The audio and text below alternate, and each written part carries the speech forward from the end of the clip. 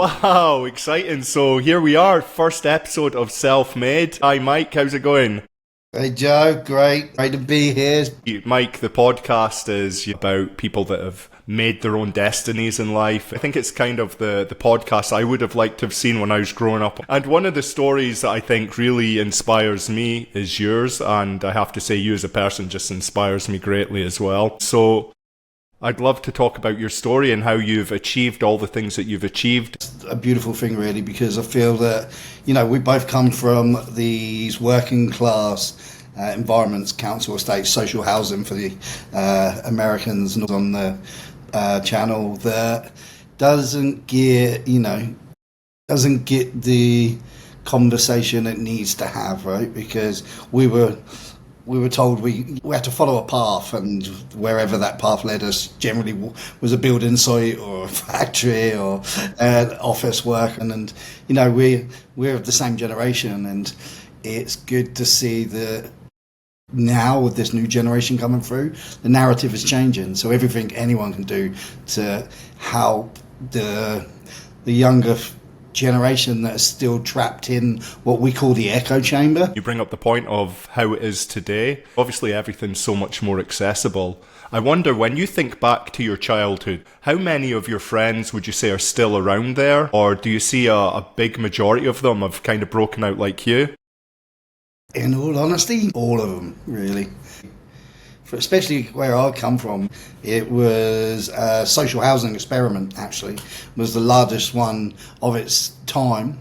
What was it called? It was called Leigh Park. And during the war, Portsmouth Harbour was bombed in the Blitz. So it was London. And they needed somewhere to rehome. Obviously, Portsmouth Harbour being the naval base, London being obviously a prime target. So they built, after the war, a place called Leigh Park, which was home all of these people that had nowhere to go. So displacement, if you must. But all working class families, right? Rich Londoners could afford to move somewhere else in London, but, working class Londoners couldn't afford anywhere to go, so they needed to go to these social housing estates. And hence... How big was it? Oh, yeah, at the time, it got to have been... it might not sound a lot, but 100,000 or something like that. Again, yeah, it was big. It didn't just happen overnight. And it's huge, but with working class men and families of the 45s through to, even the 80s were very driven by alcohol. It was just normal. Yeah, so it's like the pub was the front room, wasn't it? Like, that's where everyone would go after work, during work, before work. Yeah, pubs were everywhere then. They would have been, every couple of blocks there was a pub in that day and age when they built it, because it was a social hub as well. Loafers lived at a pub. Everything's changed in the interim because the cost of actually taking a family to the pub is more than most people earn. It was a cauldron, right? So you had all of these violent type of people living in one place, and as you can imagine, a lot of violence come from that. Probably 90%, if not more, of the people I grew up with around there didn't leave and never did.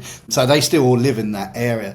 For me, it was a multitude of things. I joined the army, so I managed to get away anyway. And then when I come back, I went off a few years later to Australia. So, for me, I was lucky enough to put myself in a situation where I got to experience other cultures. We'll come to it, but one of the things that always happened when I would come back from a stint living somewhere is, after a period of time, depression would sink in because of seeing how people from where I come from just exist. It's just, you've been to England, the winter, 9 months of rain and, and misery. It's just kills me. And it really suppresses you, doesn't it? That, the greyness of it, the heaviness of the rain. For me, hearing that you joined the army, I've seen friends of mine do that, but then to go to Australia after it, the salaries are not big in the army. I went to work for my Uncle Gary on building sites. He had all the big contracts for the bricklayers, so it was strong money. Yeah, his bricklayers were making £300 a day back then because they was all on price work. They had the cream of the crop. So that's what enabled my first travel anyway, was just being able to supply free bricklayers the bricks they needed. I always idolised people that would just grab a backpack and then disappear and go do the thing. And I met a lot of people along my way that had been to Australia, and because by then I'd started to spend more time up in London than I did from where I was originally from, so I got to meet more people that had life experience. And I've always been one of them people that literally, like, I can't think of other people's life and be in awe. I'm like, yeah, I'm going to do that. Something I've always said and always done is I've never had a bucket list. I've had a fuck it list. I'll just literally go and do it because I don't see the point in dreaming about something. If you want it, you materialize it. And something I truly believe in as well is that once you have that goal in mind, you go about it, your actions, if you want it enough, go about in bringing that into reality. And I think that's been with me ever since I was young. Has really assisted me. Story I remember that actually links well to the rest of my life is when I was a younger, my Uncle Gary, I was only about 14 or 15 at the time, and all of his employees used to wear Rolexes and tag watches and Amigas, and one of the things I used to want was, I want one of them watches, and I would just nag all the time, I'm going to get one of them watches. How can I get one of these watches? And he was like, well, come to work with us at weekends, work the weekends with the weekend crew, and then we'll buy you one. You know, do this amount of weekends and we'll get you one. And that was life. Like, you don't ask, you don't get. And that's one of the things I've realised along this journey is you've just got to, you know, if you want something and you don't ask, you're not going to receive. So that story is always an anchor for me in my life because I know that if I really want something, it's just asking the right person. And the right person was my uncle because he could make that work by saving 20% or adding an additional 10%, right, to that money each week to make sure I got that item. And that's amazing because, you know, I think a lot of kids today, especially young guys, there's all this pressure to not ask for help, right? Not to ask for things. Yeah, they've got to ask, like, and that's it. You know, and the thing is, and what a lot of self-made or have found an avenue will happily share their story. Like generally 80-90% of people are good people and they want to help other people ladder up, right? And I think we're scared of asking when we're younger because they're seen as, even though they're that one person on the council or estate or that one elitist to a certain extent because they've got all this stuff and they look down on everyone else. And the one thing I know through traveling and meeting uber successful, rich, albeit people is, you know, they believe in some type of giving, whether it's like, I know people who give 10% of everything they earn. So yeah, we live in the disbelief that we can't ask. And I think you're right. We need to instill in children as they're growing up to ask. There's a swing in the change in what they're asking for. They're asking for a handout rather than like the framework. And it's about the framework, that not the handout. Not the fish actually go out and get money for the net, essentially, I guess. Right, analogy, right? So you went to Australia. And I mean, I've found traveling is just like such an eye-opener, right? Like when you finally get out of the environment you've been. And I guess to some extent the army was part of that to you as well. But like, what did Australia teach you, would you say? So Australia taught me that, first and foremost, like the beauty out there is like unexplainable. How the world is, you know, coming from a grey area and going to live on the Gold Coast and going out in the Noosa Everglades up to Hamilton Island, and it's just so much beauty. And that was the one thing that was eye-opening immediately, was like, you've been to European spots, but European's still quite drab. When you got to that side of the world, there was a completely different aspect to life, how people lived, because Europeans still very live similarly. But when you got to Australia, and it was just like, g'day mate, the shrimp on the barbie, but that type of lifestyle and barbecues, it was real. Like people were living these beautiful lives, and we was back in England freezing.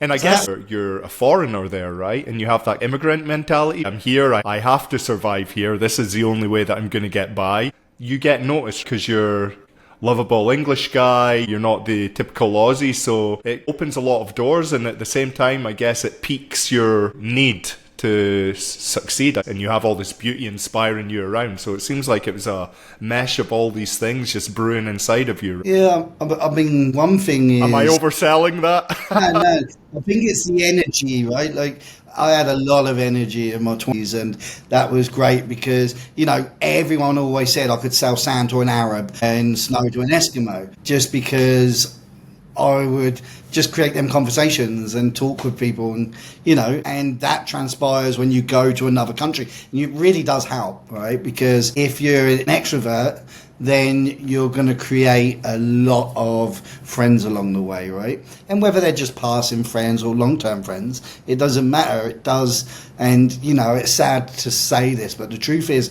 being an extrovert really helps you along the journey. You know, you're an extrovert yourself, so you know this.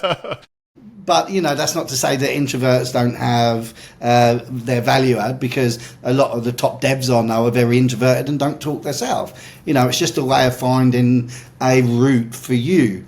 And one of the things that kind of struck me recently is rereading Gladwell's The Outlier and Malcolm Gladwell. And one of the things that I started to do that I never did the first time I read it was compare my life to the people that Martin Gladwell talks about. And obviously I'm nowhere near these people, but he makes the comparison between the 10,000 hours and the opportunity, the luck. Like hockey players who are born in January and February tend to make professional level, where more so than anyone born later in the year because of the placement in the school year. Steve Jobs and Bill Gates, their position where they were living and their network and the proximity to the colleges and universities were the only reason they ever got to code at their age multiple thousands of hours. And they both say without that, they called it luck, but without being in the right place at the right time, they would never have made it.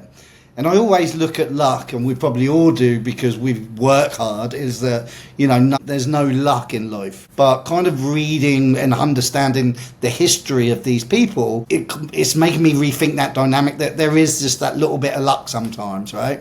Because you can do the 10,000 hours, but if you can't get to that 10,000 hours, like playing hockey, for instance, because you don't have time on an ice rink, which costs money. Coding back in the 70s, obviously the machines weren't available. So that's how I kind of looked at my life. The army made me get away, gave me the time traveling, the additional time traveling in Australia, meeting different people.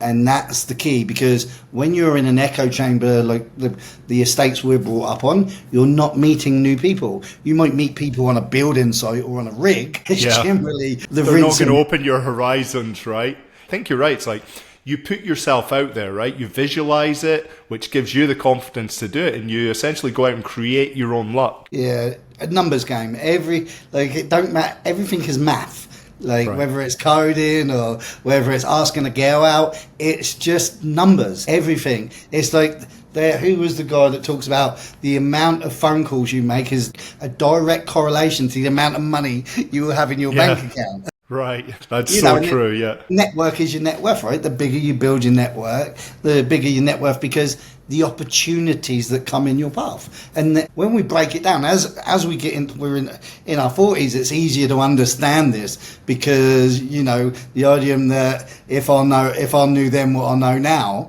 Yeah. But the truth is, we can impart that knowledge through podcasts, through storytelling, through content, to help these younger generation of men and women to understand, you know, see the patterns, because we didn't see the patterns because not enough we weren't seeing it enough in iteration. Now we see it because everyone's a YouTuber, everyone's got a podcast, everyone's blogging and vlogging, which is great, because we need to see the dynamics of more people getting successful following these frameworks.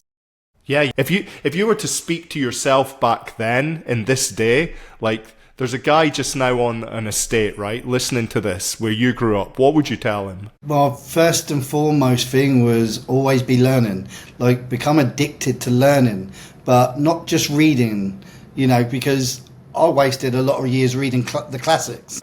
but always be learning. And I think that's the biggest key, actioning upon the information you're picking up. And that's it. And would you say that as a book, or would you say that as consuming information through the internet? Oh, informate. Listen, like the one thing I would say is YouTube will teach you anything. You've just got to sift through the nonsense, like the sales, because most of not all, but a lot of YouTube is just lead generation, which we well know they're trying to lead you to their product, and that's okay. I love the hustle. I respect the hustle, but also You can find Mike's school link in the description.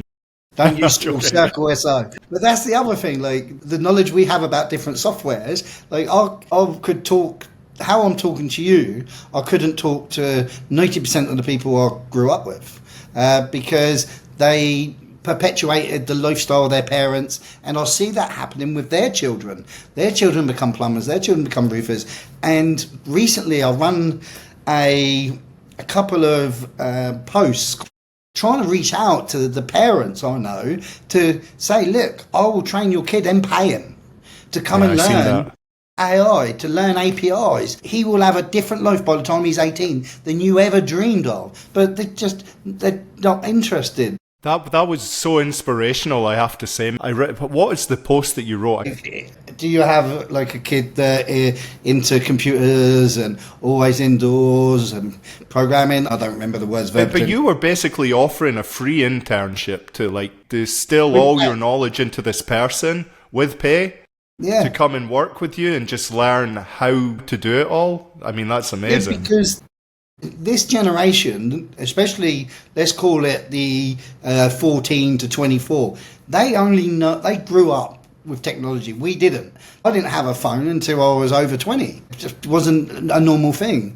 They grew up with this technology, understanding technology quickly, picking up and adapting to technology. So I understand that if we want to build successful businesses that uniquely take the technology that is in play and enhance it, right? Because what I want to do and what you're doing is taking technology that's already there, putting a spin on it and creating something that provides a solution to a bigger problem. So we need to get these children while they're young. And there's so many kids out there that are just not leveraging because they don't have uncles and aunties that work in tech. This is what I want to really do. I want to eventually set up a program that we can reach 4 or 5 of these kids every year and lead them through a program that leads them to be able to go and get a job in tech as a dev or build their own businesses. Because I know if I can do it, then they can definitely do it, right? It's resonating, and I want to be able to give back and help. At the moment, I'm trying to get my nephew. He's 15, he's in his last year, sorry, and I want he's very astute with computers, but there always seems pushback with the parents. It doesn't matter who they are. I just feel that it's the education system that we've all gone through that we fall back to, right? Know our place, know where we belong in this world, and that's the narrative that we need to break apart. That's so true. And these institutions are meant to build us up, and very often they tend to break us down. TikTok is also the new confirmation, right? I just wonder if it's stronger because it's less obvious, right? Yeah, well, then it's perpetuated by the masses, like the Andrew Tate. For me, that is definitely toxic masculinity, because the way they convey the treatment of women is crazy, like the way everything is unfolding. But you're right, I feel TikTok perpetuates it, but also I know that the algorithm will work in your favor. For me, all I see is AI sequencing, but the algorithm shows me stuff that I will then go off, it gives me ideation, and I'll go off and do stuff. And it's just, the algorithm works like that. So they start to watch and search the same stuff. And then the same as any algorithm, wherever you're going to be, it's only going to push stuff to that narrative and your likes, because obviously it wants you on the platform as long as possible so it can show you more ads. Yeah. So yeah, I mean, there's a crux, but I do believe that educating children on the usage of platforms and social media properly, why they should be using it, is in high demand, is needed, because otherwise we are just wasting scrolling doomlessly for hours without getting any education from that content. So with the kind of tools and platforms that we have today, people listening now, what platforms could they go to? What kind of businesses could they build? Like, what does the world look like today in 2025 if you're on a council estate and you have access to a computer? Well, I think you know this better than anyone at the moment, that we're in a revolution, an AI revolution, and this year and next year is going to see change we never thought, or a speed of change we never thought applicable was ever going to happen. You know, look at all the years in aviation and the very small change, but the huge change in artificial intelligence in the last 1 year alone. With that said, I believe that what's going to happen is happening because we supply it in demand, is automating of businesses is a very easy one for young people to start into. Automating processes, workflows, and connecting the dots. Automating invoices for builders. Listen, every one of you guys has a dad that's a plasterer or a bricklayer, or like, automate their business, and you can learn with it. You can learn this stuff in literally hours and save your family hundreds of hours a month. Automating their business so that everything's done for them, sending out their invoices, sending out emails, even automating through generative AI proposals that your parents are sending after going out to a building site. Your dad's going out, he spends all day working 10 hours, comes home, has to go out for 2 hours, and then come back and write proposals. You can automate all of this just by going on to YouTube and typing in make.com. And most of the automations are all built around these service level industries. And this is one of the things I would say to people living on building sites, living on council estates, surrounded by service industry family. This is a way for them to break into tech, earn money, prove themselves, and then build their business. Because each of our family members has 50 other friends that run businesses, and we meet on building sites and so that would be for me the quickest entry point, and very easy accessible, as you'll find out when you see all of these other young YouTubers who are doing it brilliantly at the moment. And really worth noting as well that these tools are free, right? You don't even need to pay anything to start using these tools. No. So there's like no barrier to it. The message is, listen, there are tools. Check out make.com. Go to YouTube. Look and see what make.com is if you don't know. Learn about agents, AI agents. Again, free softwares, N-A-N. You can go on, a couple of YouTube tutorials. You have a free platform running on your computer that's basically set to change the whole way the world works, like within the next 5 years. And they're on your hands now. And you have more time than me or Mike or people that have businesses. We have clients. You can invest all your time on the next thing.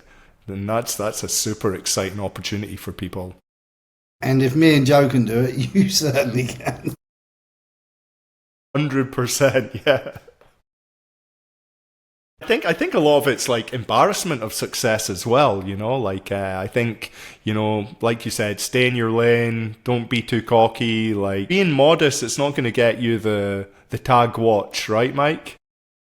No, you got, at some point, like, if you're looking to change your life, you have to do something that is outside the box. And that's the scariest part for everyone, because like you said, we live inside a shell, and we're scared. Sometimes we're scared of breaking out of it as well, because it's everything we know and hold dear, our family, etc. But the idiom that magic happens outside the box is true, because you have to break outside of that comfort shell. And even at school, if you're math or science, or you're trying to personal best doing laps, it's the uncomfortable times that create the excellence. And it's so, like, it doesn't matter how many times you hear it, like, learn from the people that had to do things that were uncomfortable to us, right?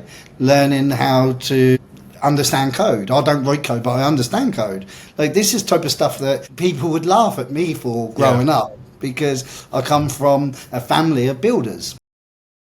But we have to get used, especially if you want to change your life, to being uncomfortable. And here's a great one. Like, if I could say to anyone, if they want training ground, especially if you're a little bit older, is get into sales. Like, I hate sales, but I am very good at it. Like, I will close 85, 90% of deals with my hands closed. I've closed at NASA, JPL, 2 departments at Space Force, over 11 or 12 DC.gov departments, because I'd spent years building soft skills, relationship skills, just by talking to people. And these are the things that people don't understand and are required now. Like, tech cries out for people with great soft skills. Sales. I've got friends in the US I don't even want to tell you how much money they make in sales, because it's embarrassing. Like, it is they make more money in 1 month than your family combined do in 2 to 3 years. Some, like, especially in high tech, in enterprise level sales, it's ridiculous. But just get used to, like, try and sell something. If you're at the weekend, make something. It doesn't matter. Like, no. Get used to being told no as well, because if you can get comfortable with being told no, you're going to win this life 1,000,000%. Yeah, and I think it's the challenge. Instead of like taking no as a rejection, like you said, right? Everything's a numbers game. And that no is an opportunity to, one, convert to a yes, which are the best yeses you can possibly get. But then also an opportunity to grow as well, right? It's like, why did they say no? We're in sales, one of the things if we're launching a new product is the talk track. And then you phone up 5 people and then you get the feedback and you tweak your track. And that's the same as anything in life. You're always tweaking. But the thing that I wish I'd done very young was document my processes, because it sounds like benign and ridiculous, but just documenting stuff. I've done this and this and this, and this didn't work. And then it also gives you chance. It's journaling. It even gives you chance just to come back and reflect. I've done this, this, and this. Okay, this is where I've messed up at this point. Because who says it the best? Grant Cardone. If you don't document your processes, you're never going to scale a business. And that is life as well. And later on in life, I went on a healing journey, and one of the things I do is a lot of journaling. And one of the things I realize is, like, looking back 3 years ago at the stuff I used to write, like how clueless I was to how much I've come with and learned from that stuff. It's so valuable. And so, okay, you mentioned kind of healing journey. So I guess we all kind of grow, and business and entrepreneurship and succeeding in life is a constant evolution of the self, right? So if you're a business owner now, right? Like, I know you made the kind of transition. At one point had, I think, a couple hundred workers all installing gas systems throughout the UK. Now to this guy with AI companies. How do you reinvent yourself? If you feel like you're in an industry and it's going to be disrupted by AI in the next 2 years. Business to business, you adapt and you learn. And that's one of the things I've become good at, is the adaptability, like adapting to new industries. But one of the things I will say is that if you had the heart, the ambition to go out and start a business anyway, it doesn't matter what industry, it's just a case of putting your left foot in front of your right foot. And the autodidactism, like, I can't explain, and you know this, like the learning, knowledge is power, and it really is, because the stuff we learn, we put into practice. If you're a businessman out there and, you want to change verticals, then you live in a time where you can literally just do that. Because think of it this way, you already have a book of contacts, you already have a network of people. You just have to do some research, do some learning, and then pivot. If you don't pivot in this day and age, you're dead. It's that simple. We know this because of the ever-changing landscape in tech. We have to change. Started off just doing it for myself, started off just as an Asana solution partner, onboarding Asana clients and deploying new environments. And now we just mostly work with API and creating workflows across different tech to create ERPs, because I knew that there was only so much work, and if you want to scale, you want to build, you have to pivot. Now, okay, it's very, very similar industries, but remember, I grew up on building sites, fitting boilers, knocking down walls. If we can go from that into tech, it just proves that you can do anything you set your heart to, and I'm a true believer in anyone can do anything they put their mind to. Obviously there's limits when it comes to abilities or disabilities, of course, but if you're an able-bodied person with full functionality, it's just a case of how many hours are you actually putting into the effort to want to get to what that goal is. Yeah. That is it. I don't want to be a productivity person here, but, create a timeline. Say at this stage I need to be this, because building out timelines and setting them micro goals is something I've always done that's helped me get to where I wanted to go. Whether it's traveling to Australia, because that's the same. Let's say you're listening to this channel and you want to go traveling around Australia. How's that break down? Well, first you might need to get a job, and then you've got to make sure you saved £1,500, and then you're going to go to Australia and you're going to get another job. Like, everything is incremental, and that's one of the biggest lessons I think from life is everything is broken down into segments, and if you can do that, like, naturally in your processes, like the thinking, you're going to go a lot further because you know how to deconstruct. And I think that's all everything is, right? It's just learning how to compartmentalize, create goals, and break it down. You don't need to invent the wheel. One of the important things is never get comfortable.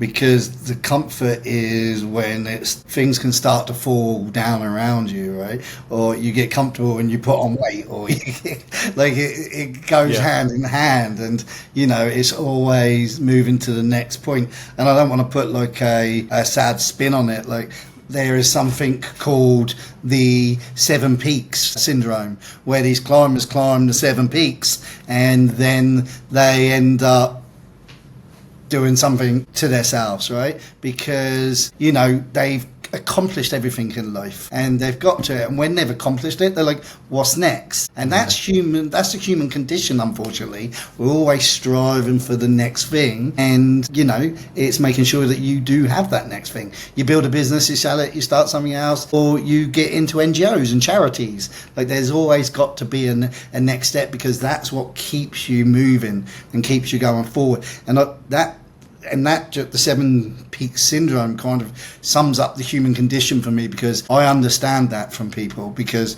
the people I know that are very unhappy are generally people who don't have goals as well. They've got nothing going on, and that's just because they're in a situation where they had 4 kids by the time they were 22 or something, so they're stuck in a factory job or a building site, and they've got to pay the, and I understand it, like, I get it, but also on the other hand, no one says you can't come home after work, I know you're tired, and spend 30 minutes just doing a bit of research every single day, because these minutes add up to hours, and these adults add up to progress, and you can change.